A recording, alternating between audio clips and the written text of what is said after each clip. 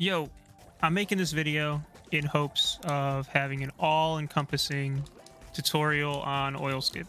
By all-encompassing, I don't mean I'm going to show every setup or lots of setups. In fact, I'm only going to be going for the fast version. I'm going to give what I found to be a good setup for me, and hopefully I'll be able to give you guys the tools to make your own setups if mine doesn't work out for you like the ones I've seen didn't work out for me.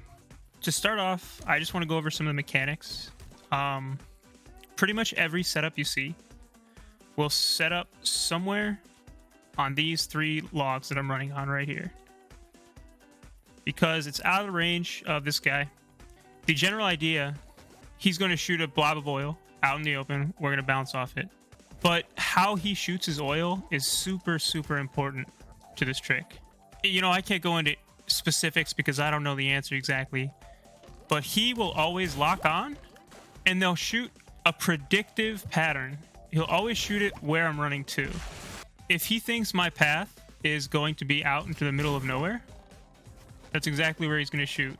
But from what I can gather, he targets the same like floor level as you're standing.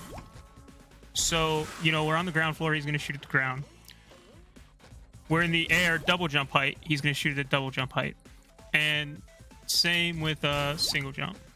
That's the core mechanics of this guy. The other thing to know is you're in range on this, pretty much on this whole plank, you'll find his range. Okay, so the root of all setups is going to be right as he turns away there. Right, you saw how he turned around, I'm going to freeze it there.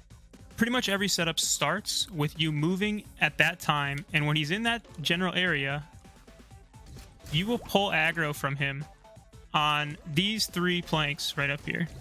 Now he'll charge his shot, and then he'll choose where you're going. The most common setups that'll happen will happen at a double jump height. It's because at that height, with a jump, spin, you will be right above the orb. You see, with the double jump and a spin, you're just perfectly above the orb, or where it will be. You know, I'll throw up a picture here. You need to land in this quarter of the oil because it launches you forward and toward the island, but it also counts as you landing on the ground, which gives you a jump back, so you can jump spin at the end. With all of this being said, I'm going to show you my setup. It's going to go through pretty much all the ideas, and I'm going to stop at a couple areas and show you what I'm talking about. So I line up on the first log, and I wait for him to turn. And when he turns, I watch the bottom tube, the bottom tire underneath him, because it'll freeze as he's turning. And I use the visual cue of that tube moving as my starting point. I start right as I see that move, and I run straight down the log. I jump and turn my camera to line up with the second notch, and then I jump, and as he's shooting, remember I said he predicts where you're going to be. I need to turn just a little bit more. I want to be perpendicular, I guess, to this plank when he shoots, so it's directly straight out. So I jump up here, turn a little bit more to get the shot, and then now I turn a little bit more to lead it, and then it is as simple as jump, spin. Now your setup may only need a double jump. It may need a jump, spin. You need to work with what you have and find something that works for you, because this is what I found that works for me.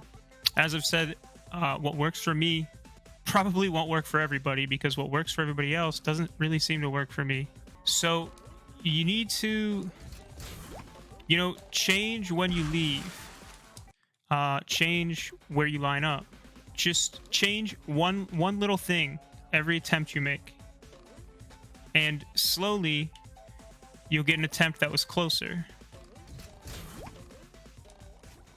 An attempt that was like, oh, like just barely made it. It's trial and error to getting oil skip.